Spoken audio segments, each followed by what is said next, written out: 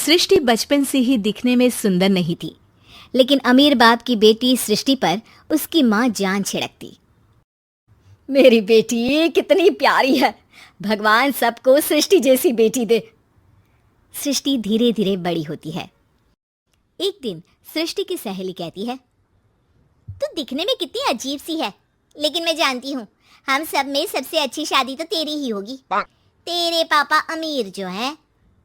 और बता नहीं सकते यार, दहेज तो हर कोई देता है, ये क्या ज्यादा ले जाएगी अपने पति के लिए? अरे बड़े शहर में कोठी है इसके पापा की। अरे पापा की है ना, कौन सी इसकी है? इसकी होती तब तो कोई भी लड़का इससे शादी कर लेता। अरे पापा की मतलब पापा की है तो मेरी ही है ना? किसने कहा? अब तेरी तो तब होगी ना जब तेरा भाई ना हो। वैसे भी शादी के बाद सारी प्रॉपर्टी भाई के नाम होती है। सृष्टि समझ जाती है कि उसे किसी भी हालत में माँ बाप की सारी प्रॉपर्टी को अपने नाम करना है, लेकिन कैसे? एक दिन सृष्टि का भाई शीनू कहता है, बहन क्या कर रही है? तुझसे एक बात करनी है। अरे हाँ हाँ करना, मैं तो तेरी बहन हूँ। बहन मेरी लाइफ में ना एक लड़की है, बहुत अच्छी है। मैं सोच रहा हूँ माँ और पापा से बात करूँ शादी के लिए। सृष्टि को समझ में आ जाता है कि भाई की शादी होते ही भाभी उसे एक दिन भी घर में बर्दाश्त नहीं करेगी। क्या बात है भाई, बताना कौन है वो? यार वो बहुत अच्छी लड़की है, पढ़ी लिखी है, मेरे साथ जॉब भी करती है। बस एक प्रॉब्लम है। हाँ प्रॉब्लम? क्या प्रॉब्लम है भाई? यार वो शादीशुदा है, लेकिन उसके पति ने उसे सिर्फ इसलिए छोड़ दिया क्योंकि उसके माँ बाप दहेज नहीं दे पाए। सृष्टि ये सुनकर न जाने क्यों खुश हो जाती है। अरे भाई तो क्या हुआ, लड़की तुझे तो पसंद है ना? शीनू को लगता है कि बहन उसे समझ रही है। वो इस बात से अनजान होता है कि उसकी बहन की मंशा पूरा घर हड़पने की है। सृष्टि अपनी माँ से कहती है, मम्मी मुझे तो बहुत चिंता है, पता है शीनू क्या कर रहा है? अरे क्या कर रहा है, वो तो काम पर जाता है और वापस घर आता है। नहीं ना माँ, वो यही तो नहीं कर रहा, बाकी सब कर रहा है। आपको पता है उससे प्यार है, और वो भी एक शादीशुदा लड़की से। हैं? ये क्या हो गया, मैं सोसाइटी में क्या मुंह दिखाऊंगी?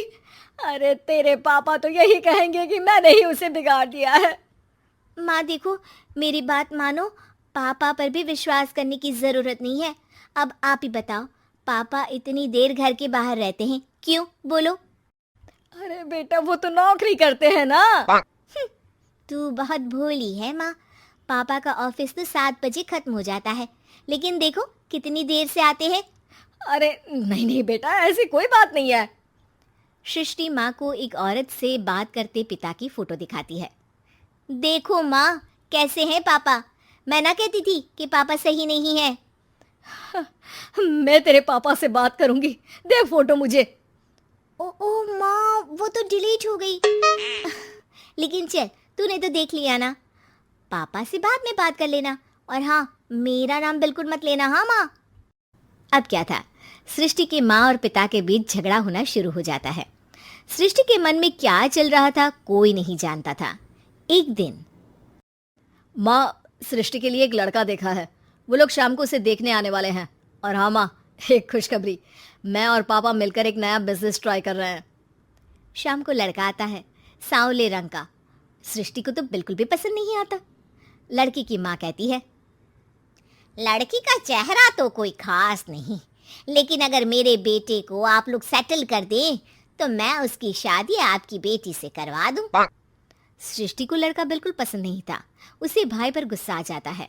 लड़के वालों के जाने के बाद कहती है, माँ देखा शीनू मेरे लिए कैसा लड़का लेकर आया, न दिखाने लायक न सुनने लायक, सेटल भी नहीं, वो भी हम करे।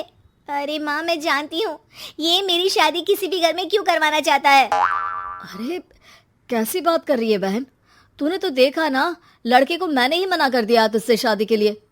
जिसने लड़का बताया था उसने उसकी बहुत तारीफ की थी। बात आई गई हो जाती है, लेकिन सृष्टि का मन शांत नहीं होता। क्या करूं कुछ समझ में नहीं आ रहा। मेरी शादी हो गई तो ये लोग पूरी प्रॉपर्टी शीनू के नाम कर देंगे, मेरे हाथ तो कुछ लगेगा ही नहीं। तभी सृष्टि को आइडिया आता है। वो किसी वकील को फ़ोन करती है। जी देखिए, अगर आपके मम्मी पापा का तलाक हो जाता है तो आपके पिता की आधी प्रॉपर्टी आपकी माँ के नाम हो जाएगी, फिर उसे वो किसी को भी दे सकती है। सृष्टि अब माँ को बेटे के खिलाफ भरती है। माँ, शीनू पर नजर रखा करो, वो जिस लड़की के प्यार में है ना वो शादीशुदा है। यहाँ आएगी, सारा पैसा रुपया जमीन जायदाद सब हड़प लेगी।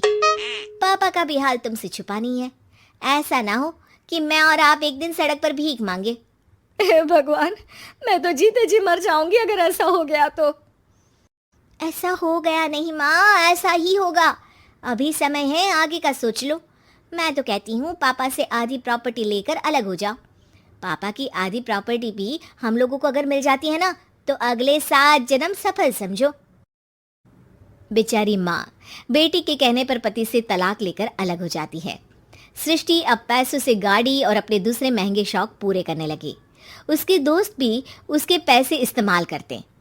सृष्टि, कल तुम कहाँ थी? मैं सारा दिन घर पर अकेली थी। तो मैं क्या करूं? मैंने ठेका तो नहीं लिया है ना तुम्हें संभालने का। माँ को सृष्टि से ये उम्मीद नहीं थी। वो बैठकर रोने लगती है। वहीं उसका पति यानी कि सृष्टि के पिता आ जाते हैं। मैं जानता था कि तुम्हारा यही हाल होगा, तो आपने मुझे रोका क्यों नहीं? मैं रोकता तो तुम रुकती क्या?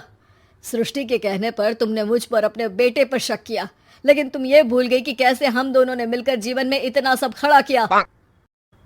माँ पति के गले लग जाती है। मुझे माफ कर दीजिए, मैंने आपकी कमाई का एक बड़ा हिस्सा गवा दिया। कोई बात नहीं, तुम साथ हो तो मैं ऐसी 7 प्रॉपर्टी खड़ी कर दूंगा। तभी वहां सृष्टि आ जाती है रोते हुए। माँ, मयंक ने मुझे छोड़ दिया। वो बोल रहा था जब तक मेरे पास पैसे थे तब तक ही वो मेरे साथ था।